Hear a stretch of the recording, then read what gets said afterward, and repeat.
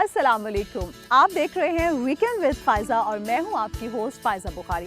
Viewers, आज हम आपकी मुलाकात एक ऐसी शख्सियत से करवाने जा रहे हैं जो अटॉर्नी जनरल ऑफ पाकिस्तान रह चुके हैं, पाकिस्तान बार काउंसिल के चेयरमैन भी रह चुके हैं, जुडिशल कमीशन और पाकिस्तान लॉ कमीशन के मेंबर भी हैं। पाकिस्तान में लॉ के हवाले से तमाम शोबों में वसी तजुर्बा रखते हैं और 3 दिहाइयों से सुप्रीम कोर्ट और हाई कोर्ट में बतौर वकील कई अहम केसेस की पैरवी कर चुके हैं। 2003 में प्रोसिक्यूटर जनरल नैब भी मुंतखब हुए और अगर हम बात करें 25 साल की, तो 25 साल से सुप्रीम कोर्ट में कई अहम केसेस के लिए अपीयर हुए। 1990 में एडवोकेट जनरल मुंतखब हुए। ये पाकिस्तान की वाहिद शख्सियत हैं जो मुसलसल 3 साल तक प्रोसिक्यूटर जनरल रह चुके हैं। 2010 में सदर मुमलिकत ने इनको दोबारा प्रोसिक्यूटर जनरल मुंतखब किया और 2010 ही में पाकिस्तान क्रिकेट बोर्ड के एपलेट अथॉरिटी भी मुंतखब हुए। पाकिस्तान में और कई अहम ओहदों पर फाइज रह चुके हैं और 2012 में सदर के लीगल एडवाइज़र भी रह चुके हैं। लेकिन ये सारी की सारी जो तफसील है वो हम इन्हीं से जानेंगे। आज हम आपकी मुलाकात करवाने जा रहे हैं जनाब इरफान कादिर साहब से। तो चलिए मिलते हैं और उनसे बाकी की तफसील जानते हैं।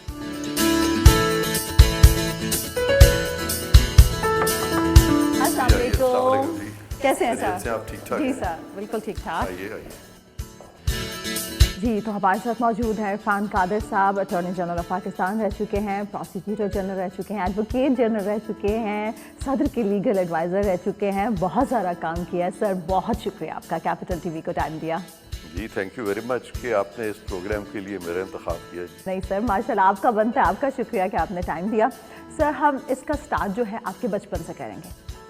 तो आप ये बताएं कि आप कहाँ पैदा हुए, बचपन कैसा था, बचपन की कोई ऐसी याद, कोई ऐसा वाक़या जो आज भी याद हो आपको? जी, बचपन बड़ा अच्छा गुजरा जी, और बहुत सी यादें हैं बचपन की।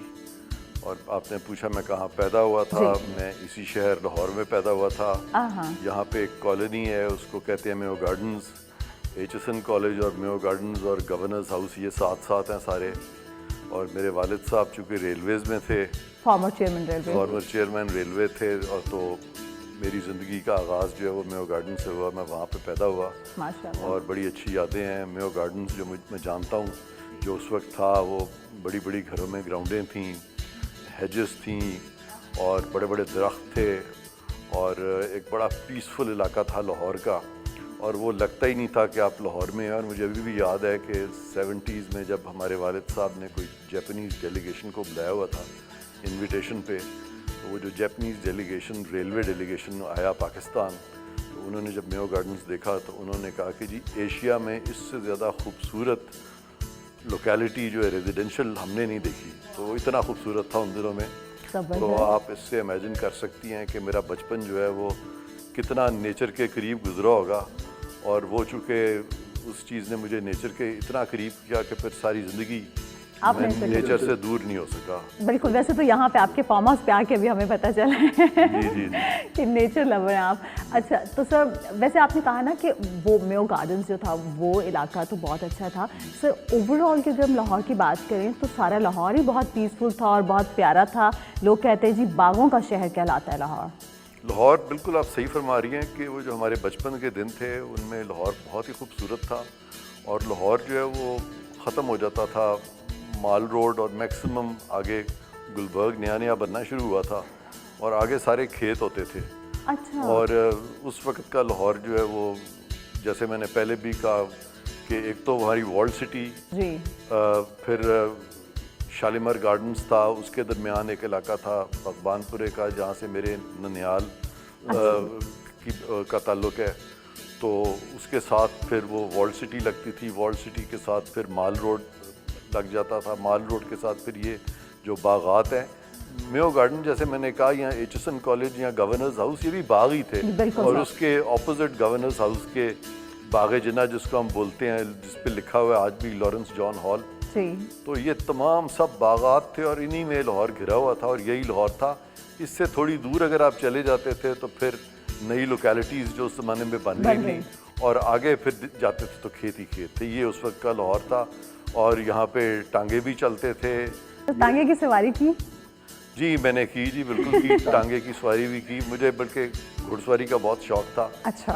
اور میرے پاس گھوڑا بھی ہوا کرتا تھا بچپن میں, اور میں رائڈنگ بھی کرتا تھا, اور میں بڑا سپورٹی تھا ایز اے کڈ. اچھا. تو یہ تمام چیزیں جو ہے وہ اس وقت کے, اور لاہور میں انٹرسٹنگلی وہ جو لاہور تھا اس وقت جو ینگسٹرز تھے ان میں چونکہ اس طرح کی ویڈیو گیمز نہیں تھیں, ٹیلی ویژن نہیں تھا, بالکل یہ جو موبائل فونز نہیں تھے, اینڈرائڈ اپلیکیشنز نہیں تھیں, بالکل. تو لوگ گھروں سے باہر نکلتے تھے, گراؤنڈ میں جاتے تھے اور ایکسرسائز کرتے تھے اور اسپورٹس میں حصہ لیتے تھے. اور اسی وجہ سے اگر اس وقت کے پاکستان کے آپ دیکھیں اسٹیٹسٹک اسپورٹس کے, تو پاکستان اس وقت اسکواش میں بھی ٹاپ پہ تھا, اور بہت سی گیمز میں جس میں ہاکی تھی, کرکٹ تھی, ایون ریسلنگ. اس وقت ہمارے ریسلرز جو تھے وہ بھی اولمپک میڈل تک جیتتے تھے. ہاں جی سر. جو کہ اس کے بعد پھر کبھی دیکھنے میں نہیں ملا. کبھی دیکھنے میں نہیں ملا. سر ویسے آپ نے کہا کہ اسپورٹس میں آپ کا بہت انٹرسٹ تھا, تو کون سی گیمز کھیلتے تھے؟ میں جی بہت گیمز کھیلتا تھا. مجھے آج بھی فٹ بال کا بہت شوق ہے, آج بھی میں کھیلتا ہوں. زبردست. اور ماشاء اللہ I am lucky, I am 65 years old now. Recently میری برتھ ڈے ہوئی ہے, میں 65 ہوا ہوں ماشاء اللہ. لیکن میرے یہاں پہ جو لوگ ہیں, میرے یہ 2-3 جو یہاں میرے ساتھ کام کرتے ہیں یہ گھر میں, تو وہ ینگسٹرز ہیں سارے, وہ they are in their 20s, اور میں اس ایج پہ بھی ان کو کافی سخت مقابلہ دیتا ہوں. اور کبھی کبھی میں ان سے جیت بھی جاتا ہوں, جو کہ ان کو پتہ نہیں شاید اچھا نہیں لگتا ہوگا, لیکن وہ حیران ہو جاتے ہیں. تو خدا کا شکر ہے کہ ابھی تک تو میں بالکل ٹھیک ٹھاک ہوں. ایکسرسائز جو میں اتنے سال جو میں نے کی ہے, تو اس سے کم فزیکلی میں نے اپنے آپ کو, اپنے مسلس کو میں ریمائنڈ کراتا رہتا ہوں کہ تاکہ وہ مسلس جو ہیں ان شیپ رہیں, اور فزیکلی میں ایکسرسائز بہت ضروری ہوتی ہے اور لوگ نہیں کرتے ہیں. یہاں پہ بہت لوگ لائٹ لیتے ہیں اور زیادہ سے زیادہ 3 مارتے ہیں تو پھر واک کر لیتے ہیں. کیونکہ ایکسرسائز اتنی ضروری ہے کہ میں نے بچپن میں قائد اعظم کا ایک کوٹ پڑھا تھا, وہ تھا کہ healthy body produces a healthy mind. بالکل. سو جو لوگ بھی مینٹل کام کرتے ہیں ان کو فزیکل فٹنس رکھنی چاہیے, کیونکہ اگر فزیکل فٹنس ہوگی تو پھر ان کی مائنڈ کی فٹنس بھی ہوگی, اور اگر فزیکلی فٹ نہیں ہوں گے تو پھر نیچرلی, تو یہ میں سمجھتا ہوں ضروری چیز ہے. اچھا سر, اب ہم آئیں گے آپ کی اسکولنگ کی طرف. آپ بتائیں کہ کس اسکول سے آپ پڑھے, پھر کون سا کالج تھا, اور لاء کی طرف کیسے آنا ہوا؟ جی پہلے تو میں نے جیسے بتایا کہ میں پیدا یہاں پہ ہوا تھا لاہور میں. جی. اس کے بعد میرے والد صاحب کی ٹرانسفر ہو گئی. ریلوے کے 6 ڈویژنز ہوتے تھے, تو ان میں سے ایک ڈویژن جو تھی وہ ملتان کی تھی, تو he was transfer to Multan division. تو ہم پھر وہاں ملتان چلے گئے. وہاں پہ پھر ایک بہت بڑا ہمارا گھر تھا جو کہ کوئی 32-34 کنال میں تھا, اس میں سوئمنگ پول تھا. زبردست. اور ملتان میں جب ہم رہ رہے تھے تو وہیں پہ میرے وہ دن آ گیا کہ جب ضروری سمجھا گیا کہ اب اس کو اسکول جانا ہے. اور مجھے وہ دن نہیں بھولتا کہ میرے والد صاحب جو مجھے اسکول چھوڑنے گئے تھے, اور مجھے جب وہ اسکول چھوڑ کے گاڑی میں جب بیٹھ رہے تھے, تو میں ٹیچرز کو چھڑا کے وہاں سے اپنے والد صاحب کی طرف بھاگا کار میں. اور ابھی وہ کار میں بیٹھے نہیں تھے, بیٹھنے والے ہی تھے, وہ کبھی کھڑے ہوئے تھے, اور وہ دروازہ کھولا تھا. میں نے جا کے تو میں ان کی ٹانگوں سے مجھے یہاں پہ چھوڑ کے نہ جائیں. میں نے کافی شور مچایا کہ میں نے یہاں نہیں جانا, میں نے گھر جانا ہے. تو وہ میرا پہلا دن تھا. آج تک یاد ہے. والد صاحب نے بڑی مشکل سے انہوں نے اپنے آپ کو مجھ سے چھڑایا. وہ گاڑی میں بیٹھے, وہ چلے گئے, اور میں وہاں روتا ہوا مجھے اندر لے گئے. اور پھر وہ میرا پہلا دن اسکول کا تھا جو مجھے بڑا اچھی طرح سے یاد ہے. باقی وہ سارا دن مطلب سیٹل ڈاؤن ہو گیا سب ٹھیک سے؟ جی وہ شروع کے 2 دن یہ تھا کہ وہاں پہ ہمارے لوکیلٹی کے ایک جاننے والا ایک بچہ تھا جو کہ مجھ سے تقریباً کوئی 2 سال بڑا تھا. تو وہ مجھ سے 1 یا 2 کلاسز آگے تھا. تو میں چونکہ اس کو جانتا تھا اور میں شور بڑا مچا رہا تھا پہلے دن, تو وہ مجھے اس کی کلاس میں لے گئے. اور پہلے 2 دن جو میں اس کے ساتھ بڑی کلاس میں بیٹھا, تو شروع سے ہی شاید میرے اندر کچھ تھا کہ سینئر پر ہے. جی ہاں, لیکن بچپنا میرے میں بہت تھا تب آبویسلی. سر بالکل, اور اکثر بچے ہوتے ہیں کہ وہ ذرا تھوڑا سے پہلے دن اسکول جانے سے ڈرتے ہیں. اچھا سر, پھر کالج؟ جی پھر اسکولنگ ہوئی. پھر یہ تو ملتان میں اسکول تھا, میں نرسری میں تھا. پھر میرے والد صاحب کی ٹرانسفر ہو گئی ان 1963. ان کو کراچی ٹرانسفر ہوئی. وہاں پہ وہ پھر کراچی کے ڈویژنل سپرنٹینڈنٹ بنے ریلویز کے. اور وہاں پہ پھر اسی طرح سے ایک بہت بڑا گھر تھا, ڈی ایس کا گھر وہاں سب سے بڑا تھا. اچھا ماشاء دنوں اللہ. میں کراچی میں ایک نیول چیف کا گھر بڑا ہوتا تھا, ایک ڈی ایس کا گھر بڑا ہوتا تھا, زبردست. کیونکہ ریلوے جو تھی it was in its head age. تو وہاں پہ ایک کرسچن مشنریز کا اسکول تھا, ٹرینٹی اسکول. تو مجھے ٹرینٹی اسکول میں وہاں داخل کر دیا گیا. پھر کلاس 1 میں داخل ہوا ٹرینٹی اسکول میں. پھر وہاں پہ مجھے ڈبل پروموشن ملی, میرے رزلٹس بہت اچھے آئے. تو ہاں, جو کہ حیران کن تھے کیونکہ مجھے شوق کوئی نہیں تھا پڑھائی کا, لیکن جب پڑھ لیتا تھا تو میرے رزلٹس اچھے آ جاتے تھے. وہ میں کلاس 1 سے مجھے اسٹریٹ میں انہوں نے کلاس 3 میں ڈالا, اور پھر میں کچھ سال وہاں رہا, سال سوا سال. تو جب میں 4th کلاس میں جانے والا تھا, 4th کلاس میں چلا گیا تھا, تو میرا اسکول چینج ہو گیا, اور مجھے ایک بہت اچھے کراچی کا اسکول تھا ان دنوں میں, حبیب پبلک اسکول. تو میں نے حبیب پبلک اسکول جوائن کیا, اور وہ بہت ہی وہ میرا اچھا پیریڈ گزرا. اس میں تقریباً کوئی 1.5-2 سال کا حبیب اسکول میں. اور وہ مجھے آج بھی یاد ہے کہ وہ بڑا ڈسپلن تھا وہاں پہ, بڑی بڑی گراؤنڈیں تھیں, اسپورٹس تھی, گیمز تھیں, پڑھائی تھی, ٹیچرز بھی اچھے تھے. تو وہ میری ارلیسٹ میموریز ہیں اسکول کی. پھر ہم لاہور آ گئے ان 1966. میرے والد صاحب کی ٹرانسفر لاہور ہوئی, ان کی مزید ترقی ہوئی, اور جب لاہور آئے تو پھر میں نے سینٹ اینتھنی اسکول جوائن کیا لاہور میں. اور سینٹ اینتھنی اسکول میں 66 سے 72 تک سینٹ اینتھنی میں رہا, اور 1972 میں نے خلاف توقع بہت اچھے مارکس لیے اپنے میٹرک میں. آخری جب 3 ماہ رہ گئے تھے امتحان کو, تو مجھے یاد ہے میں گھبرا گیا تھا کہ اگر میں نے نمبر زیادہ نہ لیے تو میری بڑی بدنامی ہو جائے گی. اور چونکہ عزت کا سوال تھا, تو پھر میں نے خوب پڑھائی کی, اور شکر ہے خدا کا کہ میرے مارکس اچھے آئے. اور پھر میں ایف سی کالج میں نے جوائن کیا 1972 میں, ایف ایس سی میں. اور ایف ایس سی کے بعد پھر میں نے ایف سی کالج ہی سے بیچلر آف آرٹس کیا, اور پھر میں نے لاء کالج جوائن کیا. اور میں 1981 میں لاء کر کے, تو میں لاء کالج سے فارغ ہوا, میں نے LLB کیا, اور پھر میں اپنی جو لیگل پریکٹس ہے اس میں آ گیا.